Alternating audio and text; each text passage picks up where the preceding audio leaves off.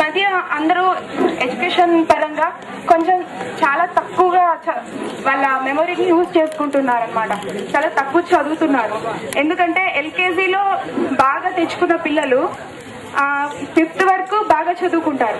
కానీ ఇంకా వాళ్ళ పెద్ద చదువులకి పోయేసరికి యువత అనేది ఈ సినిమాల పరంగా వీటి పరంగా చాలా చెడిపోయింది. అందుకని ప్రతి ఒక్కరూ సినిమాలు చూడండి, చూసి దాంట్లో మంచి ఏమో గ్రహించండి. వాళ్ళు ఎలా చేస్తున్నారో అలా చేయాలి అనే ఏం కాదు. మన వ్యక్తిత్వాన్ని మనం గుర్తుపెట్టుకొని ఆ హీరో ఏం మంచి పని చేసినాడు, హీరోయిన్ ఎలాంటి మంచి పనులు చేసింది, అంతేకాని వాళ్ళ డ్రెస్లు వాళ్ళ హెయిర్ స్టైల్స్ అవన్నీ కాదు. మనం పాజిటివ్ గా పోతే పాజిటివ్ గా ఉండొచ్చు, నెగిటివ్ గా పోతే నెగిటివ్ గా ఉండొచ్చు. మనం చూసే దృష్టిని బట్టి ఉంటుంది. సినిమాల వల్ల చెడిపోతాం అనేది ఎప్పటికీ తప్పది. కొంతమంది సినిమాలు చూసి ఇన్స్పైర్ అయ్యి ఎంతో మంది లైఫ్ లో గ్రేట్ గా ఎదిగిన వాళ్ళు లేదా?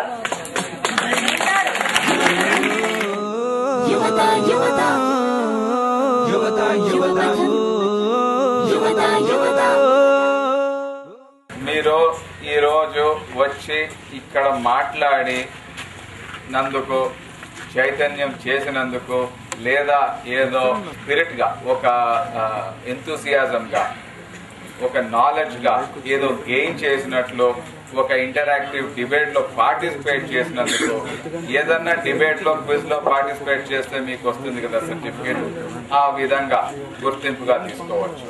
మీరు ఇండివిజువల్గా ఒక బోల్డ్ పర్సన్గా, ఒక కాంపిటెంట్ డిబేటర్గా ధైర్యంగా స్టేజ్ ఫియర్ లేకుండా వచ్చి మాట్లాడగలను, నాకు ఈ శక్తి ఉంది అనేది మీకు ఒక ప్రూఫ్, మీకు ఇంట్లో చూపించుకోవడానికి ప్రూఫ్, లేదా బయట ఎవరైనా నమ్మే వాళ్ళు ఉంటే, చూసే వాళ్ళు ఉంటే దానికి ప్రూఫ్.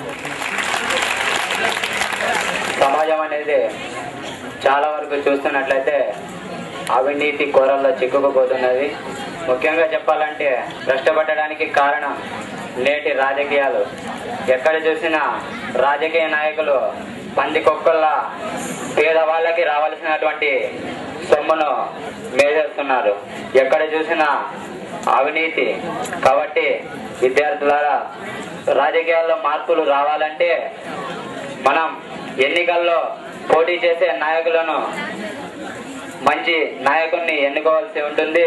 కొఠారి కమిషన్ మేరకు కేంద్ర బడ్జెట్ లో 20%, రాష్ట్ర బడ్జెట్ లో 10% విద్యకు కేటాయించండి అంటే ఇప్పటికీ దాదాపు ప్రభుత్వం మాత్రం బండి వైఖరి వహిస్తూనే ఉంది. ఒక హాస్టల్లో చదువుతున్నటువంటి విద్యార్థికి కేవలం 17 రూపాయలు మెస్ ఛార్జ్ రోజుకి ఇస్తున్నది. అవినీతికి పాల్పడి జైలుకు వెళ్ళినటువంటి ఒక ఖైదీని మాత్రం పందెం కోడిని మేపునట్లు మేపుతున్నది విద్యార్థులారా. కాబట్టి ఒక్కసారి ఆలోచించండి. ఉద్యోగాలు రావాలంటే పరిశ్రమలు స్థాపించాలి అన్నారు. ఉద్యోగాలు రావాలంటే పరిశ్రమలు స్థాపించడం కాదు, నేడు ఉన్నటువంటి ప్రభుత్వాలు మనకు వనరులను కల్పించాలి, ఉద్యోగ వనరులను కల్పించాలి. కాబట్టి అలాంటి వనరులు కల్పించినప్పుడే ఉద్యోగాలు పొందే అవకాశం ఉంటుంది. చదివే వాళ్ళకి ఉద్యోగం అవసరమా? నువ్వు ఉద్యోగం కావాలనే చదువుతున్నావా? ఉద్యోగం తర్వాత సంపాదించే తమ్ముడు, ఫస్ట్ నువ్వు సంస్కారం అనేది నేర్చుకోవాలి. సంస్కారం నేర్చుకోవడానికి విద్యను అభ్యసించి ఫస్ట్, తర్వాత ఉద్యోగం అదంతటదే వస్తుంది. సంస్కారం అంటే ఏంటి? క్రమశిక్షణ, పెద్దవాళ్ళను గౌరవించడం, అదేవిధంగా సమాజం నాకేమిచ్చింది అని కాకుండా సమాజానికి నేనేం చేశాను, సమాజంలో నేను దేశానికి ఎంతవరకు ఉపయోగపడుతున్నాను, నేను సోమరిపోతున్నా లేకపోతే ఏదైనా నా వల్ల ఉపయోగం ఉందా దేశానికి.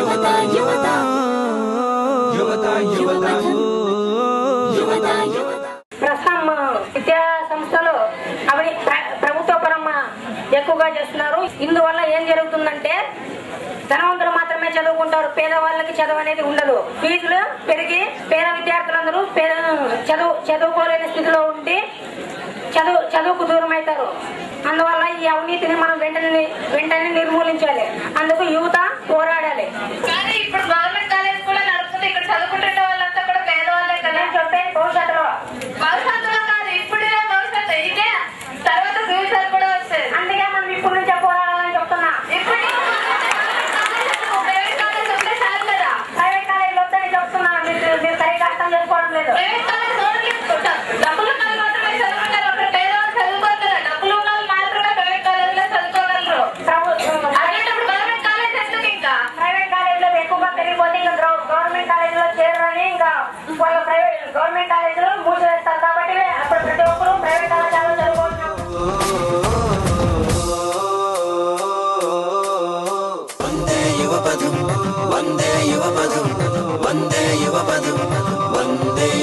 శ్రీకాంత్ కి యువపదం తరఫున speaker certificate, best speaker trophy award కూడా ఇస్తున్నాము. ఇంతకు ముందు మాట్లాడిన వాళ్ళు పేదవాళ్ళు అన్నారు. ఎవరు పేదవాళ్ళు? ప్రభుత్వ పరంగా ఎస్సీ, ఎస్టీ, బీసీ అంటున్నారు. ఓకే, కాదన్ను. ఓసీలో పేదవాళ్ళు ఉండరా? యూత్ వచ్చేసి 33% ఉన్నారు. ఓటు హక్కు అందులో ఎంతమందికి ఉంది? ఎంతమంది వినియోగించుకుంటున్నారు ఓటు హక్కుని? డబ్బున్న వాళ్ళ కొద్ది వాళ్ళున్న వాళ్ళే ఉద్యోగాల్లో ఉంటున్నారు. యూత్ కి ఓటు హక్కు ఉంది. ఆ ఓటు హక్కును వినియోగించుకుంటే అదే మామూలు వంశపరంపరంగా రాజకీయ వాళ్ళు రారా? ఇందాక అదే అన్నారు వాళ్ళు. పరిశ్రమలు రావాలంటే ఏం చేయాలి?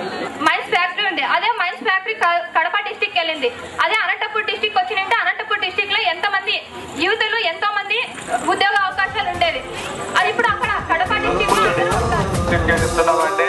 యువపదంలో మాట్లాడినందుకు అందరూ శ్రీకాంత్ రెడ్డి గారికి, అలాగే కళాశాల ప్రిన్సిపాల్ గారికి, తాలూకా నలుమూలల నుండి విచ్చేసినటువంటి విద్యార్థినులకు నా హృదయపూర్వక నమస్కారములు తెలియజేస్తున్నాను. అవినీతి అనేది అగ్గిపెట్టి నుంచి రైలు పెట్టే వరకు పెరిగిపోయింది. కానీ సామాన్యుడి జీవితం మాత్రం ఏ పట్టాలు పడి నడపాలో తెలియకపోతోంది. యువత నిద్రపోతోంది. రాజకీయ నాయకులు దోచుకు తింటున్నారు. మరి దేశ భవిష్యత్తు విద్యార్థుల చేతుల్లో ఉంటుంది అంటున్నారు. విద్యార్థులేమో రాజకీయాలకు ఆమడి దూరంలో ఉన్నారు. రాజకీయ నాయకులు మాత్రం వారి వారసత్వాన్ని పెంచుకుంటూ పోతున్నారు. ఇదేంటి అని ప్రశ్నించే హక్కు ఎవరికి లేకపోవటం వల్ల మన రాష్ట్రం అనంతపురం జిల్లా ఇంకా వెనకబడిపోయింది. విద్యార్థులు ఎవరైనా ఓటు అనేది 500 నోట్లకి చీప్ బాటిల్లకు అమ్ముకుంటున్నారు తప్ప స్వతంత్రంగా ఎవరైనా ఓటు వేసారు.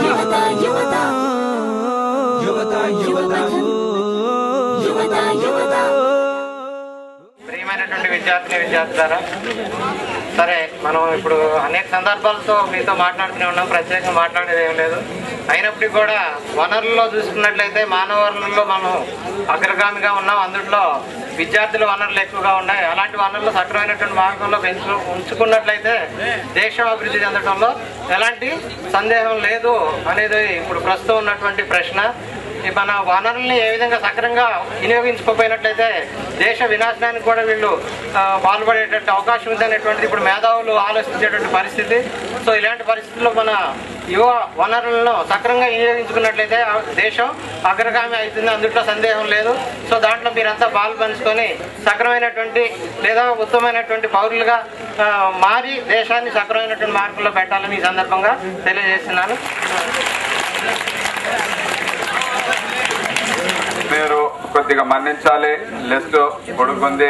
కొంచెం మందికి పిలిచేదానికి మాకు అవకాశం దొరకలేదు. ఎందుకంటే మాకు ఇక్కడున్న టైము 1 hour 15 minutes. మేము రావడం ఒక 15 నిమిషాలు లేట్ అయింది. కాబట్టి మీరు మన్నించాలి. మీ అందరికీ నా బెస్ట్ విషెస్ తెలుస్తూ మీ దగ్గర సెలవు తీసుకుంటున్నాను. Thank you. Good bye and జై యువత యువత యువత యువత యువత యువత యువత యువత యువత యువత యువత యువత యువత నీ లైఫే దేశానికి లైఫ్. నీ దృష్టిని మళ్లించటు వైపు. ఎమోషన్ ని పక్కన పెట్టు. లక్ష్యాన్ని గురి చేసి కొట్టు.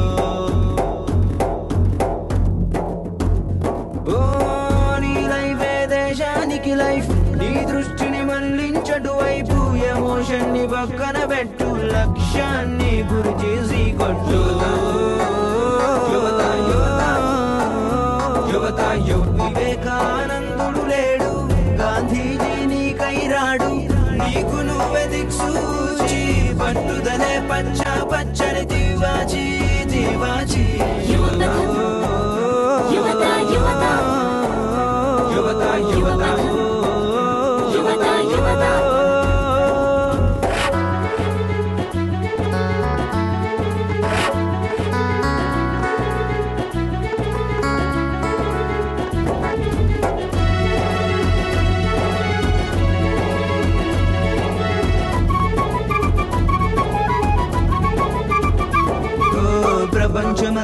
చిన్నది అయిపోయింది, ప్రపంచమంతా చిన్నది అయిపోయింది.